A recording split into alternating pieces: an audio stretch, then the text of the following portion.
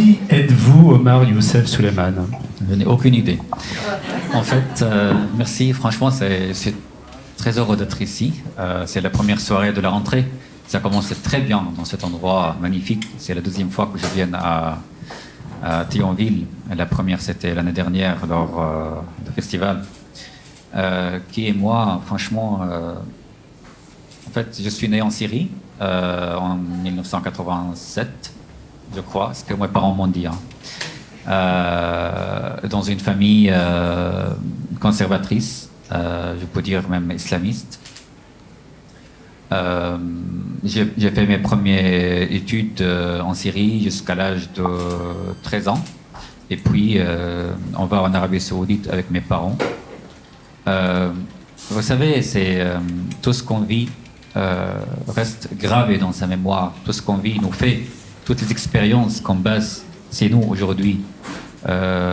Effectivement, en Syrie, comme beaucoup d'enfants, on a vécu une enfance si dure, si difficile, si violente en Syrie et en Arabie Saoudite, parce que l'Arabie Saoudite, c'est une société malheureusement de racisme, une société fermée, surtout sur les étrangers. Mais il y a toujours sommet qui est éblouissant dans ce contexte. Pour s'échapper, tout ça, ça devient avec le temps des leçons ou des expériences à travers lesquelles on devient plus fort ou même parfois plus vivant. Je considère toujours la perte comme un moteur de création et pour continuer. En Arabie Saoudite, alors mes parents avaient une vie vraiment particulière car ils ont divorcé depuis quand j'avais 4 ans. Et on a passé notre enfance, mon grand frère et moi, chez nos grands-parents, de côté de père, jusqu'à l'âge de 13 ans. Et puis mes parents, ils se remariés à nouveau. Et ils ont obtenu un contrat de travail en Arabie Saoudite, parce qu'ils étaient dentistes, tous les deux. Et en Arabie Saoudite, c'était une période aussi particulière, car ça a tombé avec les événements de 11 septembre. Où on était une génération complète radicalisée et manipulée par un discours très grave. C'est-à-dire on considérait le djihad comme un sacrifice pour sauver le Proche-Orient de ce que l'on appelle l'impérialisme ou l'Occident, etc. Notre exemple à l'époque, c'était Osama Ben Laden. Et tout ça, c'était la manipulation de médias, évidemment. Sans parler de la censure insupportable dans ce pays. Alors, comment j'en suis sorti de cette idéologie, ce que je raconte dans ce livre, Le Petit Terroriste. Et je ne vais pas tout raconter comme ça, il l'achète, tu vois. Et puis, on rentre en Syrie, et mes parents, ils redivorcent à nouveau. Donc, leur vie, c'était comme un film indien, quoi. Et en Syrie, je fais mes études scientifiques, parce que je viens d'une famille et religieuse et scientifique. C'est-à-dire, étudier les sciences, c'est considéré comme des études supérieures, des études d'intelligence, des études de réussite. C'est pendant que la littérature, c'est pour les gens qui sont nuls. Mais alors, d'ailleurs, j'ai découvert ça en France, dans certaines communes.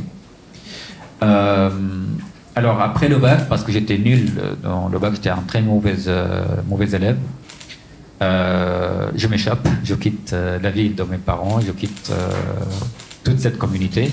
Et je vais dans une autre ville qui s'appelle Homs, au centre de la Syrie, où j'étudie la littérature arabe. Et depuis, comme s'il y avait une attirance, et je pense qu'on ne devient pas un poète, on ne devient pas un écrivain, on est né comme ça, vous voyez. Il y a des gens qui passent toute leur vie à côté de leur vie. C'est-à-dire, par exemple, mon père adorait dessiner, adorait le cinéma, adorait la photographie, mais il était dentiste. Il n'a jamais pratiqué ces métiers. C'était triste pour lui. Et je ne voulais pas faire comme lui. Je voulais vraiment suivre mon propre chemin, malgré tous les prix qu'on devait payer. C'est-à-dire, une fois que j'ai dit à ma famille que je voulais étudier la littérature, que je ne crois plus à leur Dieu, à toutes ces conneries, ils m'ont renié. Voyez. Donc j'ai passé des années vraiment difficiles à la fac, de solitude, etc. Mais je pense, avec le temps, on ne regrette pas ça, parce qu'on devient de plus en plus, proche à notre objectif, à notre but de vie, et on garde, et on construit de plus en plus des expériences. Et donc, à la fin de mes études, parce qu'en Syrie, on fait 4 ans, pas 3 ans, quatrième année, la révolution commence. Donc, j'ai pas réussi d'obtenir mon diplôme.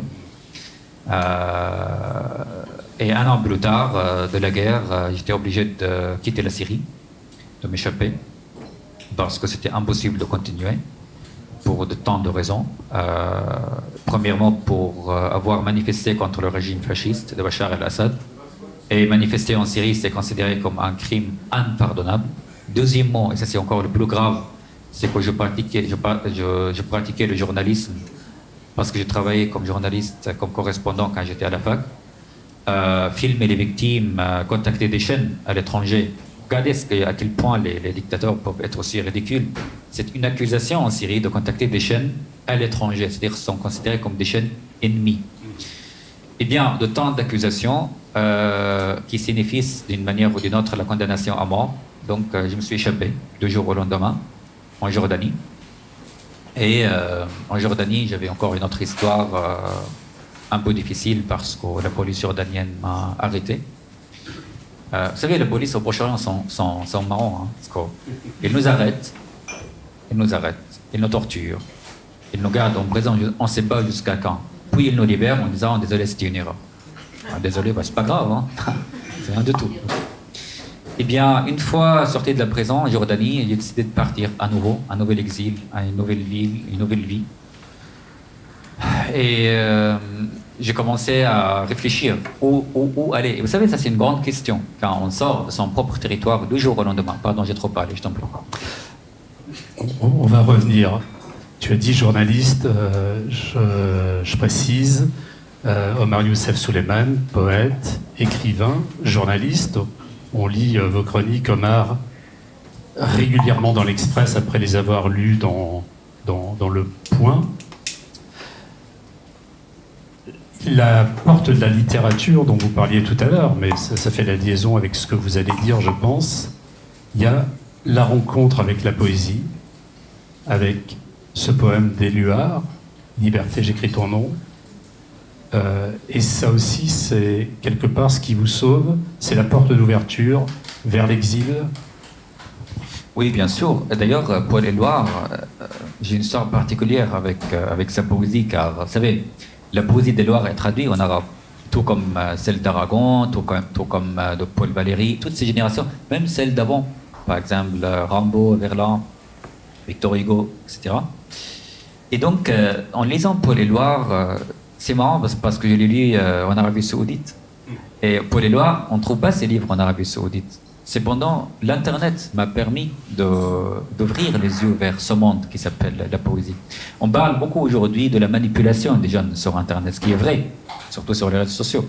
Cependant, quand on vit dans un pays dirigé par un régime dictatorial, l'Internet pourrait être une fenêtre vers sa propre liberté. Donc Paul Éluard, j'ai trouvé chez lui l'exemple. J'ai trouvé c'est l'homme résistant, c'est l'homme rebelle. C'est aussi l'homme est d'une grande puissance et aussi d'une grande sensibilité.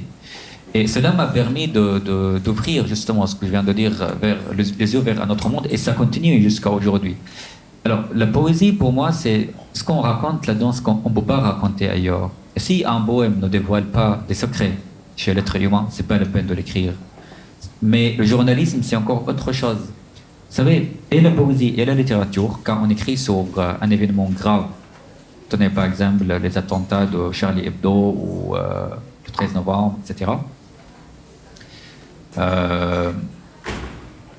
On a vu ça à la télé, on a lu beaucoup de papiers sur l'événement, on a lu même des témoignages.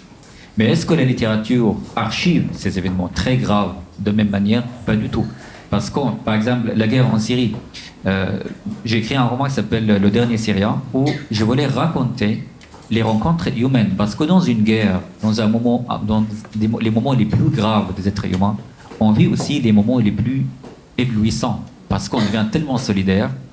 On sait qu'au bout d'un moment, on ne sait pas jusqu'à quand on restera vivant. Est-ce qu'on va mourir dans 1 heure, 12 heures, 1 jour, 2 jours? Dans ce contexte, la vie devient tellement précieuse. On devient tellement vivant. Et on voit à quel point la vie est fragile.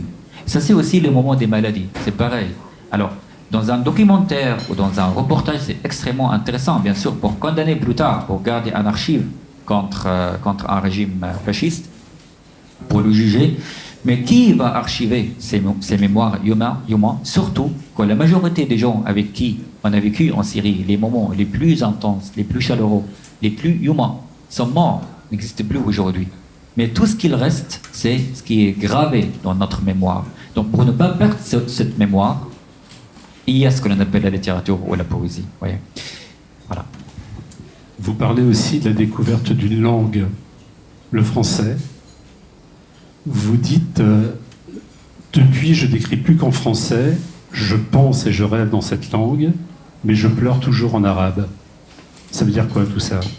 Parce qu'en fait, au moment de mon arrivée, vous savez, la langue française est considérée en Syrie comme la langue de la colonisation. Donc c'est pas très désirable d'étudier le français, mais on étudie l'anglais. Alors j'arrive à Paris. D'ailleurs, pourquoi la France? On pose toujours cette question pour quelqu'un qui vient d'ailleurs. Ouais. Moi, on a commencé là-dessus tout à l'heure. Justement. Parce qu'en fait, on pose cette question. Moi, ça m'arrive régulièrement, là, je les connais par cœur. On me dit, tu viens d'où avec ton accent? Et j'ai l'impression qu'il y a moi et mon accent. C'est-à-dire que j'ai pris mon accent comme un avion et je suis venu avec. Ouais. Et là, c'est marrant parce qu'on ne peut pas être français en France avec son accent. C'est très compliqué. Mais ailleurs, je peux être français. Par exemple, en Allemagne, I am French. Ça passe, surtout que je parle mal anglais. Et pour les Français, ça passe trop bien. Parce qu'en France, on parle très bien l'anglais, non? Et en fait, arrivant à Paris, c'était un grand... D'ailleurs, oui, pourquoi la France? Parce qu'en fait, justement, pour moi, c'était le pays de la poésie, le pays de la littérature, le pays de la liberté d'expression. Et cela fait partie de la réputation française, cette dernière. Parce que c'est le pays qui protège le plus les réfugiés politiques, journalistes. Voyez. Donc ça, c'est l'image de la France au Proche-Orient. Et deuxièmement, parce que j'ai essayé, c'est-à-dire en allant, quand on n'a rien à perdre, on essaye tout. Donc en allant à l'ambassade française à Amman, en Jordanie, l'ambassadrice était vraiment très sympathique, très collaboratrice. Elle m'a dit, aucun souci, le lendemain, je réserve tout de suite pour vous. Et le lendemain, j'étais à Paris. Je n'ai pas souffert de la mer, j'ai vraiment de la chance. Mais arrivant à Paris, et dans mon esprit, il y a cette France, voyez, il y a cette France de Paul Éluard, de la liberté d'expression, de l'art, parce que cela aussi fait partie de la France. La musique, l'amour, la scène et le pont sur la scène, on met Mais la première chose que j'ai trouvée en France, c'était RERB à Paris, où tout le monde courait dans tous les sens. Voyez. Tout le monde était pressé, il faisait très froid, et j'avais l'impression qu'il y avait un attentat sur place. Mais pourquoi les gens courent à Paris?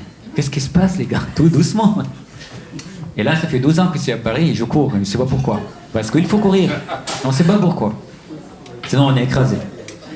Ça, c'est le premier choc. Vous voyez, quand on arrive dans un pays où on a le cliché vers ce pays. Mais l'image ou la réalité, c'est autre chose. Deuxième choc, c'était la langue. Parce qu'impossible de vivre en France sans pratiquer la langue française. Surtout que cette langue est tellement loin de la langue arabe, dans laquelle j'ai passé quasiment toute ma vie. Voyez. Parce que dans une famille conservatrice, il faut aussi apprendre le Coran par cœur, et puis une fois à l'université, enfin, les études effectivement littéraires, mais aussi linguistiques. Alors pour apprendre le français, j'ai coupé tous mes liens avec la langue arabe. C'était au début de 2013, où la préfecture m'a inscrit dans une école, dans un collège, où il y avait une salle réservée pour les débutants en français. Et c'est ça c'est marrant parce que je rentrais au collège avec les gamins. J'avais l'impression que je redevenir un gamin. Et ça, c'est fait partie de la vie d'un exilé qui recommence sa vie de zéro. Donc j'ai commencé par l'alphabet, puis comment on fait les phrases en français, et puis le temps en français, c'est hallucinant parce qu'en arabe, on a quoi? On a passé, présent, futur, point barre. En français, on a, je ne sais pas quand même. Entre l'imparfait, le plus que parfait, le passé composé, le passé avant le passé simple, le passé compliqué. Et on a l'impression que, j'ai l'impression que comme si c'était un voyage dans le temps, ouais, c'était très difficile, même imaginer comment ça existait. Ouais. Mais cette difficulté et la comparaison avec la langue arabe m'ont tellement aidé, parce que peut-être cela fait partie des personnages de certaines personnes. Quand on voit des choses difficiles, cela nous excite encore plus. C'est-à-dire, je voulais apprendre le français parce que c'est difficile. Et Et au bout de 2 ans à peu près, j'ai commencé à parler, à lire des journaux, des livres simples, etc. Et puis je pense qu'on est entouré par des gens où on pratique cette langue tout le temps. Surtout qu'en France, on adore parler. Oui. Et ça m'a tellement aidé. Moi aussi, j'adore parler. Ça se voit. Et aussi, je pense aussi l'amour parce que la France m'a protégé au bout d'un moment, m'a sauvé la peau, m'a offert la liberté ou la protection. Oui. Là, dire ça aujourd'hui, on est considéré comme nationaliste. Je ne suis pas nationaliste, moi, une personne qui adore la France, c'est tout. Et tout ceci m'a aidé, et surtout, la perte, encore une fois, parce que je savais qu'il n'y a plus de retour en Syrie, il n'y a plus de retour dans les pays arabes.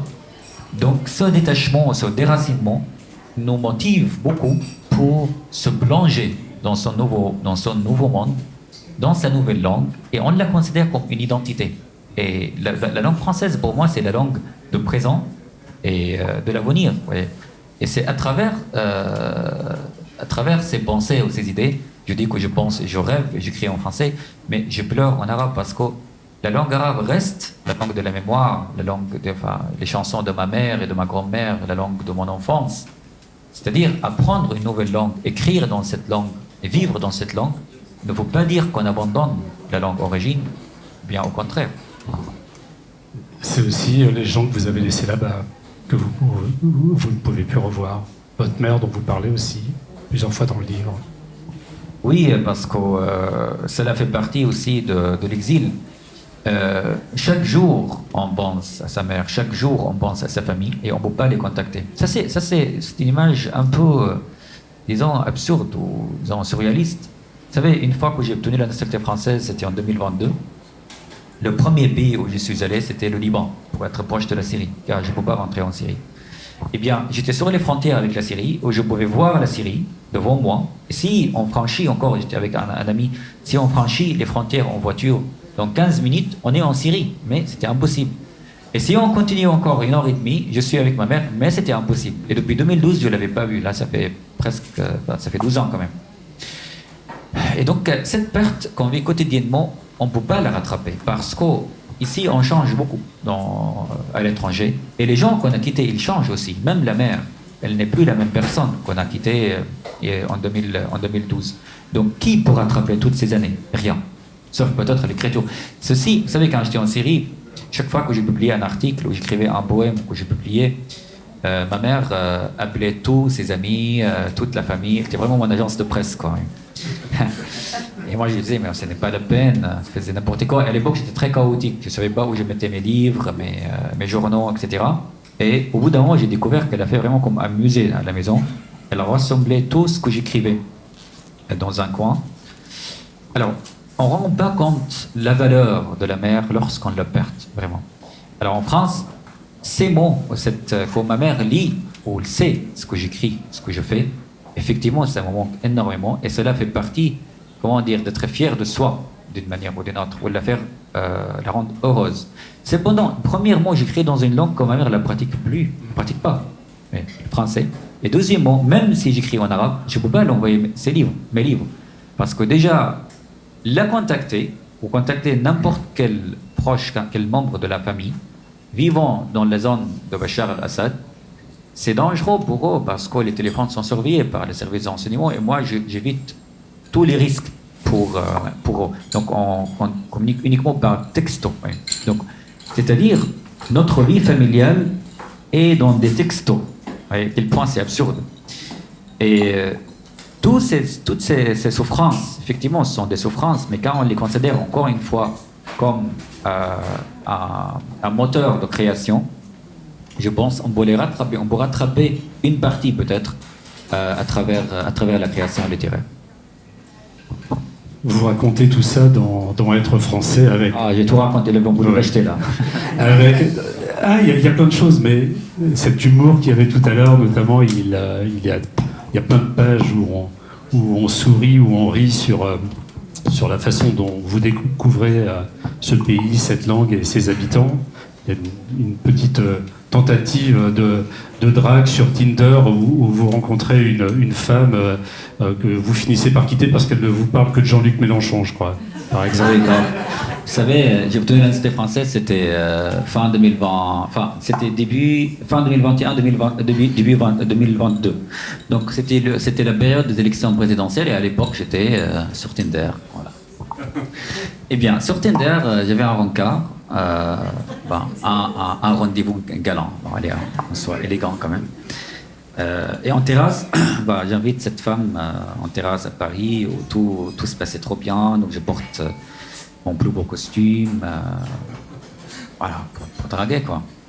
Et on prend un verre, même je fais bien le ménage de mon studio au cas où si on rentre ensemble.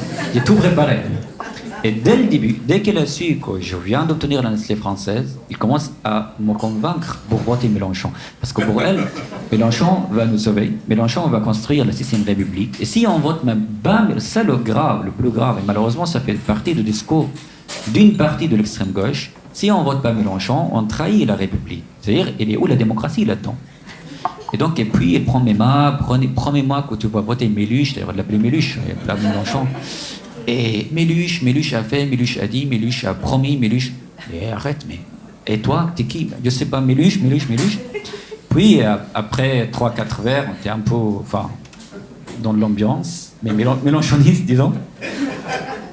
Et je n'ai pas promis de voter Méluche, parce que je préfère être sincère, parce que moi, j'aime pas du tout Méluche, pour de tant et des raisons. On en parlera, si vous voulez. Mais cela ne l'a pas empêché de m'inviter chez elle. Donc, on va pas chez moi, on va chez elle. Et en chemin, entre le bar et chez elle, on prend un Uber, elle passe le temps à convaincre le chauffeur à voter Mélenchon. Parce que lui a dit, à la place que tu travailles jour et nuit pour les capitalistes, ce sera salarié. Mais lui, il a dit non, mais moi je suis content, je ne veux pas être salarié. Il était déçu à nouveau. On a passé une super soirée en fait. En entrant chez elle, et là je trouve des postures, des photos de Mélenchon, des discours de Mélenchon, de la France insoumise. Puis on boit un verre et on s'embrasse. Et j'avais l'impression en train de rouler une pelle à Mélenchon parce que franchement, je m'imagine tout le temps comme Mélenchon et c'est lui qui m'embrasse, c'est pas elle. Ouais. Et là, depuis, alors les jours ou les semaines suivantes, j'étais toujours sorti. Alors d'ailleurs, je m'excuse, je suis parti parce que je voulais pas faire l'amour avec Mélenchon. C'était pas trop sexy. Mais les semaines suivantes, la première question que je posais sur Tinder, est-ce que Mélenchon alors, c'est quoi? Mais là, ça passe, hein, c'est pas grave. Bon, voilà, je recommande vraiment je suis un peu traumatisé. Ce livre qui raconte pas mal de choses fortes, évidemment, sur pourquoi vous êtes devenu français. Je vous ai demandé, comme on le fait souvent dans les entretiens, des petites choses comme ça. Je vous ai demandé une image, un mot, etc. Juste pour entrer différemment dans l'œuvre d'Omar. Et puis ensuite, on lira quelques poèmes. Je vous ai demandé de choisir une image. Donc de nous la raconter là finalement, parce qu'on ne va pas la projeter. En fait, il y a l'image des hirondelles. Vous savez, il y a toujours des images de l'enfance, mais quand on ne revient plus aux endroits des enfances, il y a des images qui sont attachées. Les images des hirondelles à l'automne, et on ne sait pas qui sont au moment de départ ou de retour. Cela, j'en pense souvent. Donc ça fait partie vraiment de notre enfance en série. Je vous ai demandé un mot. Liberté. Vraiment le poème d'Éluard. Quelques vers de ce poème Pas d'Éluard? forcément. Pas seulement. Quelques vers de ce poème d'Éluard? Choisis ton nom. Oui. Je vous ai demandé une personnalité. Paul Éluard. Bien sûr, il n'y a pas d'autre. Il y a cette citation d'Éluard que vous reprenez quelque part. Il n'y a pas de hasard, il n'y a que des rendez-vous. Oui, il n'y a que des rendez-vous, ouais. Justement. Ça me touche beaucoup, comme phrase. Vous savez, d'ailleurs, justement, l'année dernière, quand je suis venu à Théonville et que je vous ai rencontré, cette rencontre était, ou grâce à cette rencontre, ce livre a été publié. Parce que c'est Pascal qui m'a mis en contact, ou qui m'a vraiment... Parce que j'avais ce manuscrit depuis un moment sur mon ordi. Et toute ma vie en France est vraiment basée sur des rencontres rares et précieuses.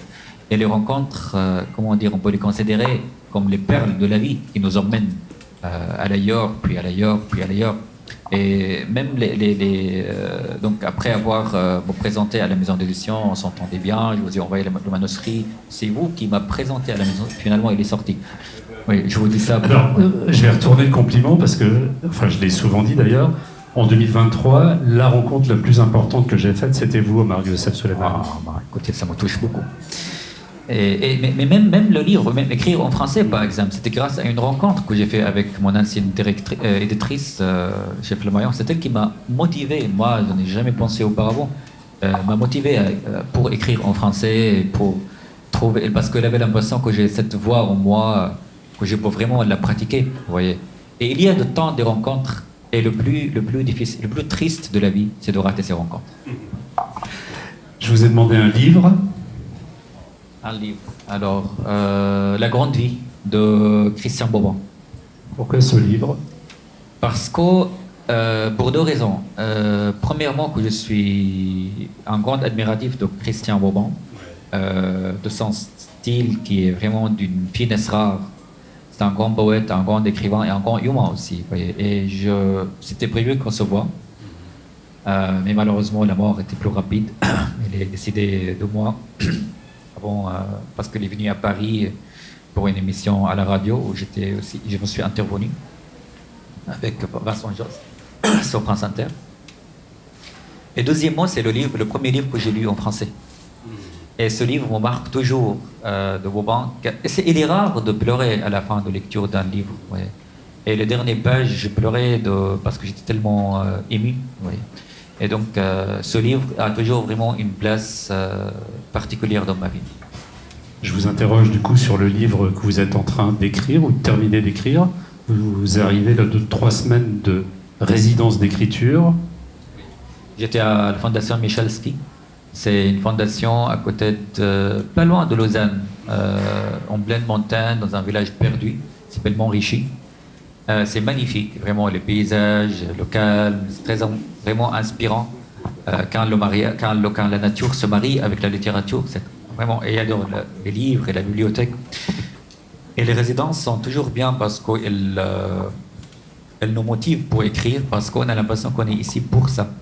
Eh bien, c'est bon, à Paris, on a des articles, on a des rendez-vous, on a beaucoup de projets. Donc, personnellement, je n'arrive pas toujours à me concentrer. Donc, cette résidence m'a permis de finir l'écriture de mon prochain roman. Oui. On sait de quoi il va parler? Ça va être sur le retour au Proche-Orient, parce qu'après être français, je voulais écrire cette expérience de ce retour au Liban, être proche des frontières sans pouvoir accélérer, sans pouvoir entrer dans son nouveau pays. Il y a aussi une rencontre particulière au Liban. Voilà, la rencontre de la rencontre, quoi. Ouais. On reparlera du Liban tout à l'heure un tout petit peu. Je vous ai demandé un lieu. Un lieu, c'est, je dirais, la maison de mes grands-parents, la maison arabique où il y avait les chambres alentour et le cours au centre. Vous savez, c'est toujours inspirant, c'est toujours une source d'inspiration pour tout ce que j'ai écrit et j'écris aujourd'hui, de la poésie. Le verger, dans un coin de ce cours. Tous les détails de cette maison est toujours inscrit dans ma mémoire. Je ne les oublierai jamais. Et oui, cette maison a une grande valeur dans ma vie. Il y a le titre d'un de vos livres, c'est aussi un lieu, c'est une chambre en exil. Oui. Oui, exactement, tout à fait. Voilà. Je vous ai demandé une musique. Alors, une musique, Nils Fram. J'adore, c'est un compositeur allemand qui joue le jazz. Et n'importe quel morceau de lui, je suis un grand fan de lui, j'adore. Il y a une chose amusante dans être français, je crois que les gens vous parlent souvent d'un chanteur arabe qui s'appelle Omar Souleyman. C'est ça, oui. Et vous dites non, c'est nul ce qu'il écrit. C'est marrant parce qu'en France, il nous fait danser Omar Souleyman. Ouais. Parce que je comprends parfaitement bien. Mais est-ce qu'on comprend la parole? Franchement, Omar Souleyman, c'est comme Francky Vincent en version syrienne. Parce qu'il est extrêmement vulgaire, il traite les femmes comme des objets. Et ce qui me fait rire, c'est la majorité des gens qui adorent Omar Souleyman sont des féministes en France. Ils dansent Omar. Mais est-ce que vous comprenez ce qu'il... Et donc, vu qu'on a le même premier prénom et nom, et on vient tous les deux de la Syrie, vous dites, ah oui, c'est vous, machin, est-ce que... Non, D'ailleurs, en Syrie, les fans d'Omar Souleyman sont les soldats ou les machos, hein, pas les Syriens. Et du coup, vous parlez dans ce livre d'un autre chanteur que vous aimez beaucoup, qui est Alain Bachung aussi. Oui, pour moi, c'est un chanteur moderne. Parce que c'est ça aussi, c'est marrant, parce que quand je suis dans une soirée avec des amis et je demande une chanson d'Alain Bachung, Et j'ai tellement envie de l'écouter, lui ou d'autres. Ouais. Et pour les gens de ma génération, ils me disent, bah, tu nous fais penser à notre enfance ou à nos parents, quoi. Et moi, ça me fait plaisir de faire les gens penser à leur enfance. Mais pour moi, ça reste un chanteur moderne et je suis ému parce que c'est un des premiers chanteurs que j'ai découvert en France en vivant ma propre adolescence française, disons, à l'âge de 25 ans. Peut-être qu'avant minuit, on écoutera un petit morceau de Bachung avant d'aller se coucher. Plaisir. J'aimerais du coup avant d'écouter quelques-uns de vos poèmes en français, peut-être en arabe, qu'on dise deux mots sur ce Damas, je te salue, ce recueil de poèmes. Il est préfacé déjà par Tristan Banon, qui dit des choses très très fortes sur vous, qui évoque, quand elle parle de vous, d'autres voix dissidentes. Elle parle de Ramin Mazar, ce poète afghan qui, je crois, vit aussi en exil en France. Elle parle de Mahsa Amini, qui a été assassiné dans quelques jours, ça fera 2 ans, en Iran. Elle parle d'un autre chanteur iranien, pareil, qui est en prison là depuis le mois de juin, parce qu'il a chanté une chanson dans laquelle est repris le slogan « Femme, vie, liberté ». C'est votre famille, ça? Bien sûr. Parce que, d'ailleurs, tout ce que le peuple iranien souffre, on souffre aussi en Syrie, mais on peut toujours compter sur ce peuple. Parce que les Iraniens, ils appartiennent à une grande civilisation, une longue histoire. Il n'a rien à voir avec le régime de Mollah, qui est fabriqué. Et je pense toujours que comme le Proche-Orient a changé, a été détruit depuis l'arrivée de Khomeini au pouvoir en 1979, il sera aussi reconstruit pour le bien en se débarrassant de ces salauds, franchement, parce qu'ils ont tout détruit. Ils ont détruit l'Irak, ils ont détruit la Syrie. Aujourd'hui, les Iraniens sont en Syrie, des communautés chiites en train de...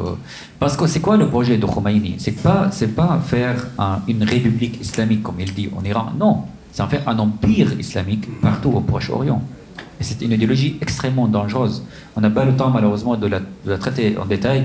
Mais effectivement, femme, vie, liberté, parce qu'il y a les trois. Il y a la vie, et il y a la liberté. Et je pense que, vu les femmes, je préfère les femmes et pas la femme, les femmes sont l'origine de la vie, il y a tout là-dedans.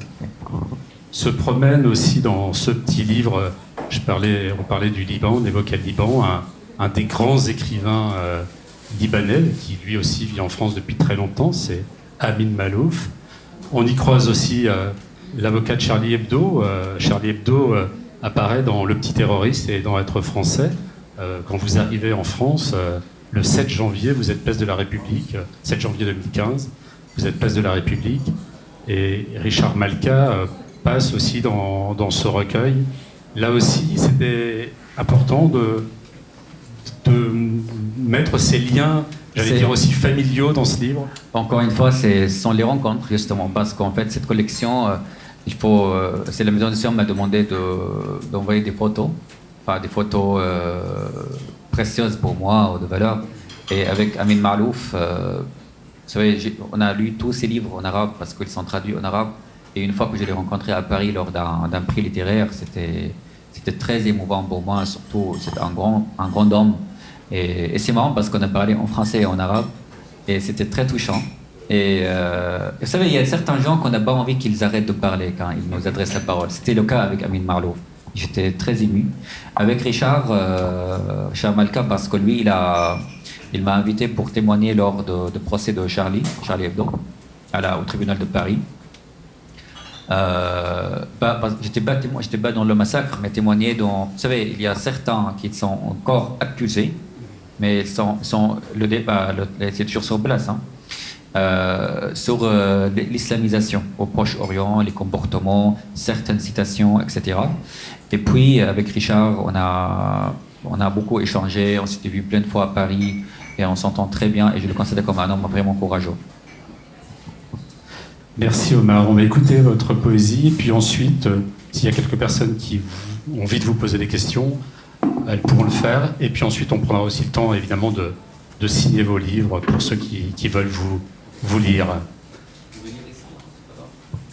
Là, comme tu veux. Vous voulez que je lise ici ou ici?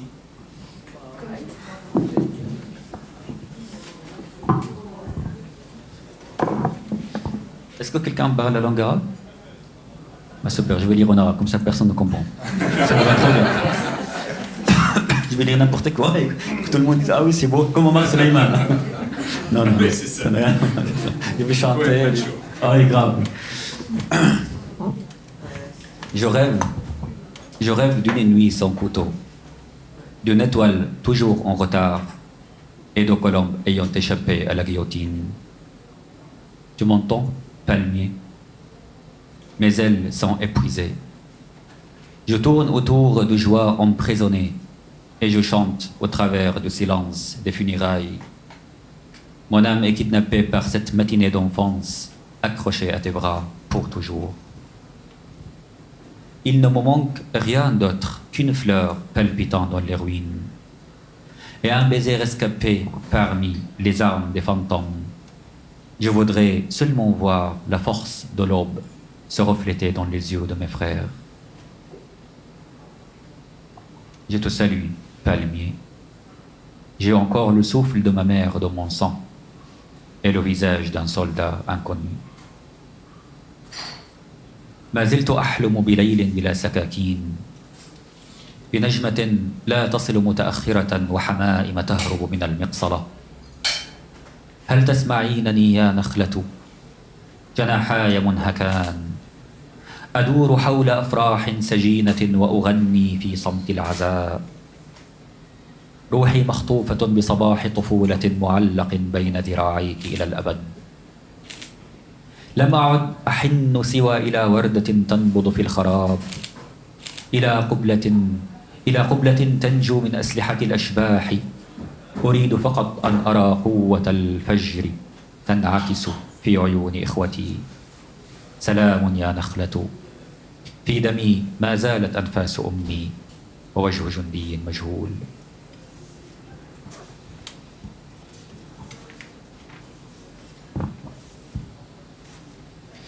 Entre les rideaux aveugles, je cherche une lucarne où je peux confier un oiseau traumatisé. Les cauchemars torturent même les lions. Une souffrance se balade parmi les colonnes de l'univers. Ta peau accueille mes souffles tremblés et l'horizon danse comme une fête sur tes lèvres.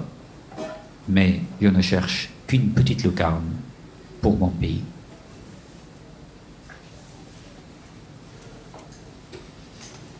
Tels des météores, les jours volent vers l'étoile de l'Orient. Ta vie n'est qu'une flèche de soleil. Il se faufile entre tes doigts exilés. Où est le cri accroché à la nuit de ton pays? Où sont les rires errants parmi les barricades? L'ogre du temps a tout dévoré. Nu face à l'infini, tu fréquentes l'absurdité, ta liberté, et tu lèves ton verre à la santé de l'étoile de l'Orient.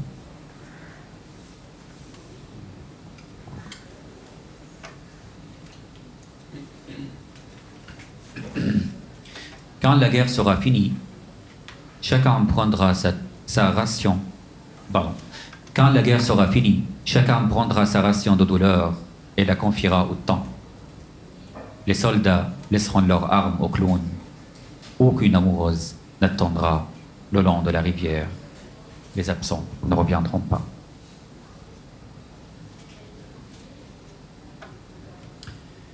Que nous manque-t-il pour refaire la mer? L'écho de ton souffle défie le temps. Et autour de nous, ni tueur, ni victime. Autour de nous, seulement le ciel à nouveau éveillé. Comme tous les jours, je bois mon café en attendant les mots. Après le départ des tyrans, j'écouterai les pas de mon père au bout du couloir de la vie et j'ouvrirai toutes les fenêtres pour toucher la distance qui a grandi dans le cœur. Rien n'aura changé. Ça va? C'est parfait. Non, c'est pas fini. C'est pas fini. Non, mais je veux dire juste les derniers 40 poèmes. Non, non, juste 2 poèmes et après on arrête, juste 2 minutes. Ah oui, c'est vrai, sinon il l'achète pas. ودعنا الحرب عند أبواب المدينة وأودعنا حقائب الخراب لدى حرس لا شيء ها ثيابنا مدرجة بالفجر ودمع الفرح لقد اجتزنا جسور الوحشة وما زالت أصداف الكلمات في جيوبنا الفنارات تلوح لنا من شواطئ الجراح وفي شراييننا أعياد الجبال يا أصدقاء الوحل والضوء لنا وحدنا هذه المدينة لنا شوارع لا يملأها سوى أثر أنفاسنا على الثلج أزحنا جدران الزمان عبرنا بادلنا البنادق بقمح الشرق وذهب الصحراء بندى التيه كما لو أننا نعود إلى بيت الحب الأول نسكب خمر البدايات في أسمائنا ونفتح صدورنا للبحر هنا في الأرض الغريبة لا شيء سوى عراء وجودنا والطواحين. Arrivés chez les veilleurs du néant, nous avons dit adieu à la guerre, adieu aux portes de la ville. Et nous y avons laissé en consigne nos valises chargées de ruines. Voici des oripeaux colorés par l'aurore et par des larmes de joie. Nous avons traversé avec eux des ponts désolés. Les coquilles de nos mots ballottées dans les poches. Les phares nous font signe depuis la rive des blessures et dans nos artères on célèbre des montagnes. Compagnons de poussière et de lumière, à nous cette ville, à nous les rues que seul pourra combler l'empreinte de notre souffle sur la neige. Nous avons repoussé les murs du temps, avons échangé nos fusils contre du blé et l'or du désert contre la rosée de l'errance. Et quand nous reviendrons dans le repère de notre premier amour, nous dédierons nos patronymes à l'ivresse des origines et ouvrirons nos poitrines à la mer. Ici, sur cette terre étrangère, rien d'autre que la nudité de l'existence, rien d'autre que ces moulins à vent. Je ne sais plus s'il nous reste un récit au cœur du miroir ou encore un enfant oublié. L'encre est blanche dans nos artères. Ce que nous croyons connaître, nous l'ignorons. Et dès que nous signons, naît de nous un écho anonyme. Il se mêle à l'odeur de la nuit de mars entre la poudre à canon et les larmes. Quand je grandirai, je serai une étoile. Ainsi parle la trace de la balle laissée dans de la chair. Il ne vous servira à rien d'ouvrir mes brouillons et de veiller tard en compagnie des nuages jusqu'à mon retour. Qu'un seul exilé appelle ses frères et le soir se blesse.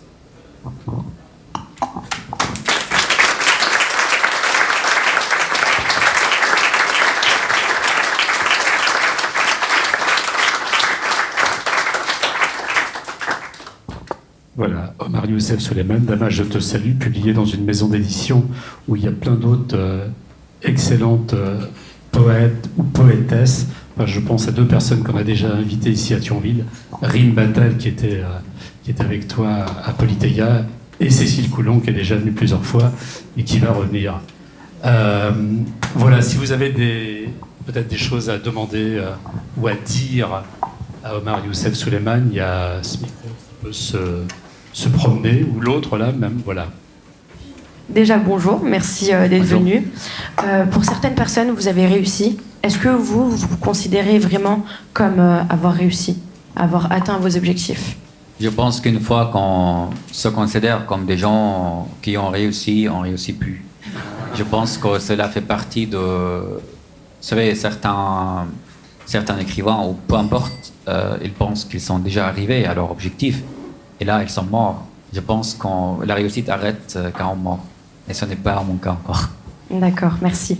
J'ai aussi une autre question par rapport à la légitimité. De naissance, vous n'étiez pas du tout destiné à être là, devant nous, à être poète. Si vous aviez suivi les idéologies de vos parents, vous n'auriez pas été là. Est-ce que vous vous sentez légitime de où vous êtes? Parce que beaucoup de personnes sont encore dans votre pays. Beaucoup de personnes sont encore là-bas. Si je me sens coupable, vous voulez dire? Un peu, oui. Au début, oui, je me sentais tellement coupable. Mais vous savez, cette question... mais aujourd'hui, ce n'est plus le cas, parce que si j'étais en Syrie, je serais mort. Eh bien, c'est inutile. Au contraire, en France, j'ai dévoilé beaucoup de choses sur le régime de Bachar al-Assad. Peut-être ça rattrape la culpabilité. Premièrement. Deuxièmement, je pense que...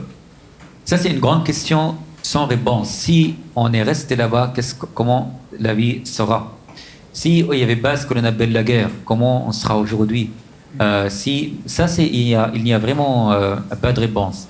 Troisièmement, par rapport à la légitimité, je pense qu'en parlant de Proche-Orient surtout et de ce contexte atroce où les gens vivent là-bas, parlant du régime de Bachar al-Assad, parlant des islamistes, parlant de problèmes ou des crises de l'islam, même ici en France, je pense qu'on a un sort de légitimité là-dedans parce qu'on témoigne, on parle de vécu. Et malheureusement, certains nous interdisent de pratiquer cette légitimité ou pratiquer notre propre liberté, même, vous voyez, de s'exprimer en France. Et pour préciser, je parle d'une partie de l'extrême gauche française qui m'accuse malheureusement d'être récupérée par l'extrême droite, d'être, même ces derniers mois, depuis le 7 octobre, d'être un agent à Israël, tout simplement parce qu'on écrit. Vous voyez. D'ailleurs, c'est marrant parce que cette accusation d'être agent à Israël, c'était pratiqué par le régime de Bachar al-Assad pendant longtemps, seulement parce qu'on dévoile ces crimes contre l'humanité. Donc je trouve à quel point c'est triste que ces gens se retrouvent dans un discours tellement complotiste, surtout depuis le 7 octobre. Donc il y a de tant de choses de dire sur la légitimité, effectivement, mais personnellement, j'essaie d'être le plus neutre, le plus sincère possible, vous voyez. Et enfin, on est des écrivains et des journalistes, on n'est pas des politiciens. Donc on écrit, c'est tout. Je peux juste te lire un tout petit extrait de ce que dit justement Tristan Oui, Manon dans sa préface. Les mots d'Omar sont aussi ceux des Ukrainiens, des Israéliens, des Palestiniens meurtris par le Hamas et par la guerre, des Iraniens, des Afghans fuyant les talibans. Elle te cite: « Sur mes épaules creusées par l'exil, je porte des années de disette. » De qui parle Omar dans ce poème? De lui, des réfugiés climatiques fuyant le Bangladesh, de celui qui laisse derrière lui le Sri Lanka, le Congo, la Russie ou le Cambodge, du Turc parti pour un avenir meilleur. À qui sont ses épaules? C'est magnifique, j'adore. Oui.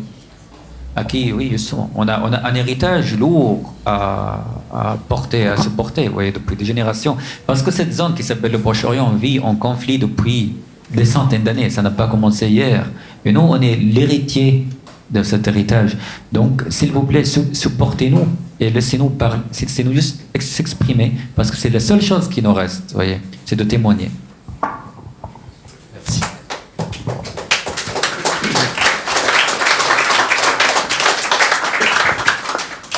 Est-ce qu'il y a une autre question? Merci. Vas-y, Myriam. Vous écrivez indifféremment en arabe ou en français. Pardon. Vous écrivez en arabe et en français.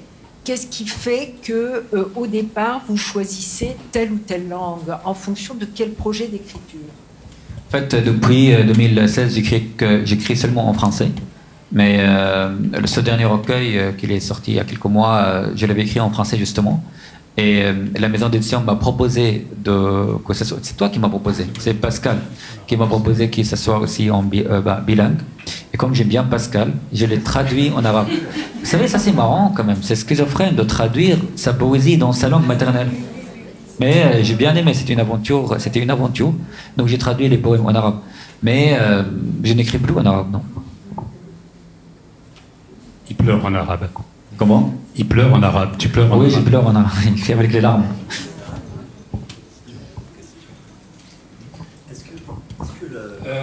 Sur la langue, justement la question de la langue qui est quand même au cœur de la créativité, est-ce que la langue de l'exil, est-ce que c'est l'arabe? Est-ce que c'est le français? Est-ce que c'est l'anglais? Pour vous, quelle est la langue de l'exil, ou quelles sont les langues, ou toutes les langues sont des langues de l'exil? Il y a un mélange de langues, et c'est marrant parce que parfois je me trouve en train de chanter en arabe et je ne sais pas pourquoi je pratique une chanson que ça fait des années et des années que je n'en ai pas pensé, surtout en se réveillant. C'est-à-dire la langue arabe, elle reste dans le cœur, elle reste quelque part dans l'inconscient, même si on ne la pratique pas au quotidien. Aujourd'hui, je parle quasiment comme français, vous voyez. Mais encore une fois, non, pour moi, c'est le français. Parce que je me trouve là-dedans et je m'appartiens à la langue française, car je m'appartiens à la France, tout simplement. Il va falloir traduire Alain Bachung en arabe pour... Ah oui, alors. Ah oui, on va chanter en arabe Alain Bachung, oui, super idée. Ça va être encore plus triste, hein, parce que lui, il est déjà triste. Merci beaucoup, et rebondons un verre. Tu disais tout à l'heure, Si et tu lèves ton verre dans le poème de tout à l'heure. Oui, avec voilà, à la santé de l'Étoile de l'Orient. Voilà, donc Omar est là, il y a des livres.